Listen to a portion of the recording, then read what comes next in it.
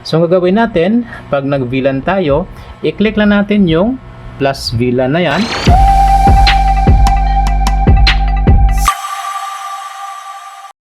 Okay, so dito na naman tayo para sa ating panibagong video. So itong video natin ay with regards dito sa tanong ni Jawo kung paano daw ba, kung may idea daw ba tayo kung paano mag-VLAN setup sa 5.0 version ng Pisofy. Okay, so shout out dyan sa kay Jawo. So mga ka-IT, dito sa ating setup na to, yung ating Pisofy 5 Windows machine ay hindi pa ito naka-VLAN, Yung ating 5B5 ay naka-VLAN na yan.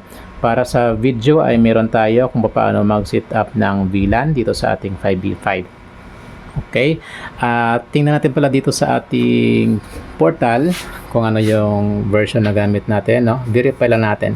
So yan, naka 5.0 tayo. Ayan siya.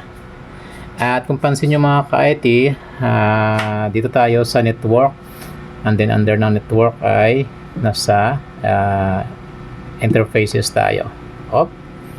Yan, then scroll down natin. Ayan, interfaces.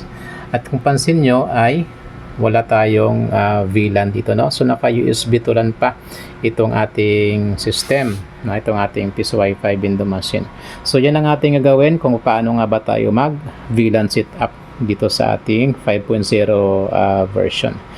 Okay, so gagawin natin, since nga na hindi tayo maka-open ng ating portal dito sa ating cellphone kasi nga naka-VLAN yung 5B5, ang window natin na hindi naka-VLAN.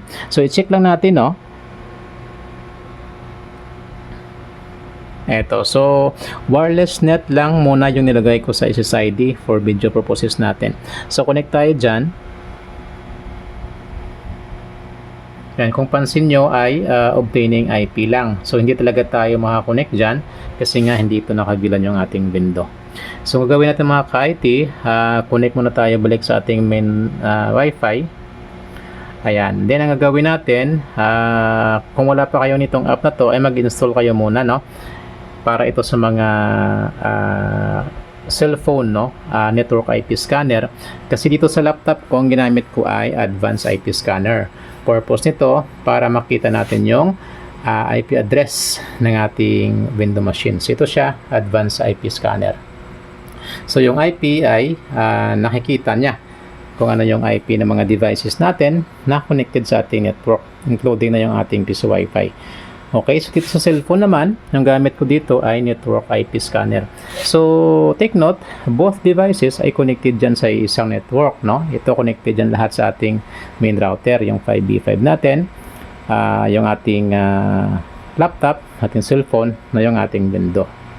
Okay, so open ko lang yung ating network IP scanner. Ayan. Okay, so meron na ditong mga lumabas. So kung wala pa, pindutin nyo yan sa gitna.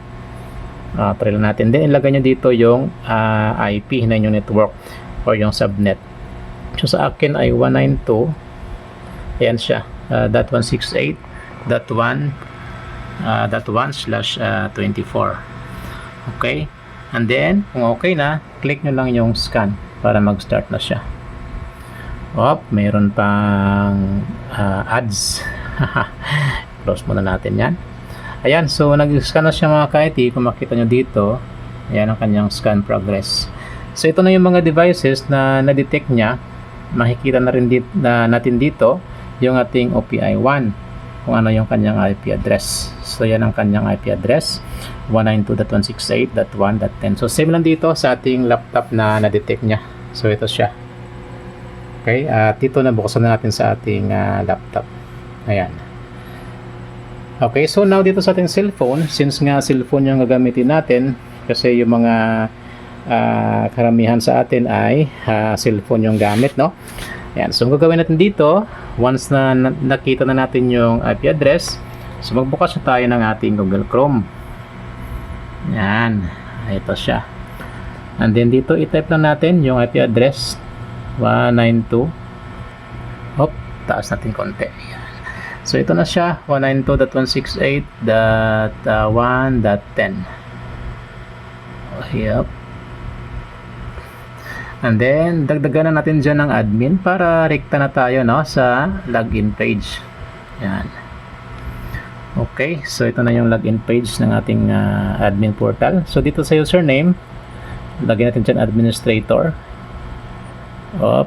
Ayun. Then yung password niya, default ay admin. 1, 2, 3, 4, 5.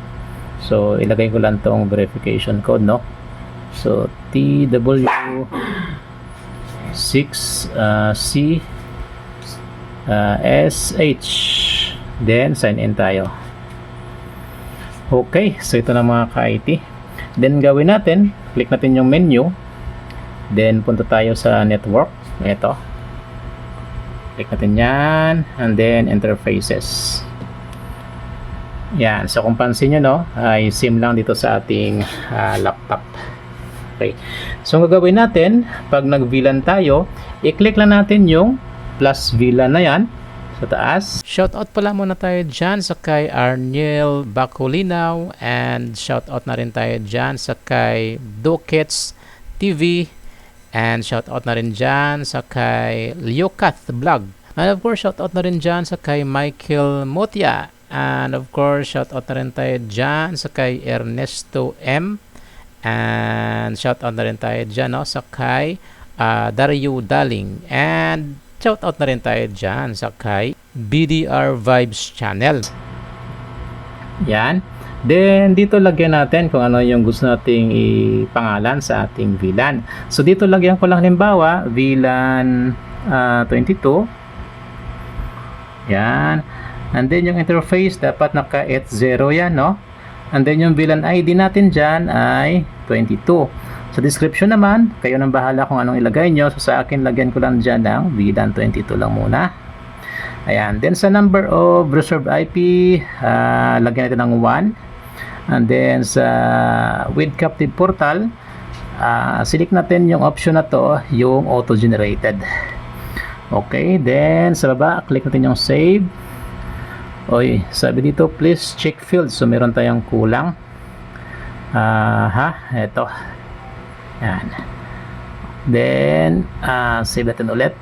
Ayun. So sabi dito, are you sure? Confirm natin. Click natin yung okay. Alright. So kung pansin nyo, meron dito na dagdag, no? VLAN 22. Ayan, ginawa natin. Yan, AP. Okay, so pag ganito mga ka-IT, hindi pa yan siya gagana. Okay, kahit i-try natin kumunik ulit. Try natin ulit. Okay, click natin na yung add wireless net. Yan, so obtaining pa rin siya. Okay, so para gumana siya, balik tayo sa ating yan, interfaces.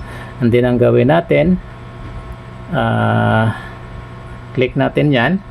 And then set as main AP. And then okay natin. Okay, so after that ay hindi pa rin yan siya gagana. So dapat meron itong nakalagay na app, no, yung kanyang state. Kasi kung wala pa hindi pa rin tayo maka-connect niyan. So ang gagawin natin dito mga ka-IT ay kailangan nating i-reboot yung ating piso Wi-Fi window machine. Punta tayo sa menu, then paba tayo dyan, then sa device. Okay, then click natin yung reboot. Ito. Then okay lang natin. Okay, so pwede nating reboot now para mag-reboot na siya kagad. Ayan, so nag-blink-blink na yung ating piso Wi-Fi. So pag ganyan, ibig sabihin ay nagre-reboot na, no, yung ating piso Wi-Fi. So yung ating portal ay wala na. Okay, can't be reached. So antayin lang natin na mag-ready na ulit yung ating piso Wi-Fi window machine. Then after that ay susubukan natin. Sa mga nais pala dyan, umorder ng piso Wi-Fi sa atin ay pwede pala kayo mag-PM sa ating FB page. Yan, so ito ay panibagong order na naman yan sa atin. Okay, so PM na kayo mga ka-IT. So meron pa tayo dito. Yan. Okay. So ayun, so ready na ulit siya. Okay, so gagawin natin, i-check natin dito ulit, no, sa ating portal. Then balik tayo sa ating menu, and then punta tayo ulit sa network.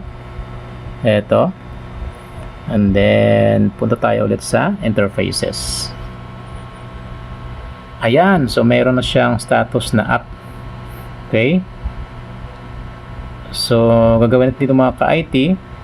So, hindi nag-take effect yung ginawa natin kanina, no? Pag-set ng main AP. So, set natin siya ulit. Click natin yung drop-down arrow na yan. Then, set natin as main AP.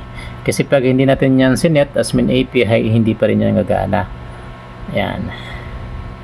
Ayun, so main AP na siya. And then yung status niya is up na din. So now, gagana na kaya to pag tinry natin. Susubukan natin. Yan. Okay, so connect tayo dito sa ating wireless net. Kung gagana na ba itong ating ginawang VLAN. Ayun, no? Wow, nag-pop up mga ka-IT yung ating portal. Ayan na. So, ibig sabihin, gumana yung ating ginawa, no? Ayan. So, pwede na tayo dito mag-insert coin. Yan. Try natin. Meron ba tayong coins dyan? Oops. Okay natin. So, try natin maghulog ng barya kung magkakaroon tayo ng time dito. Okay. So, ayan. Meron tayong coins. So, insert coin tayo. Okay. Then, try natin yung 5 piso. Hop.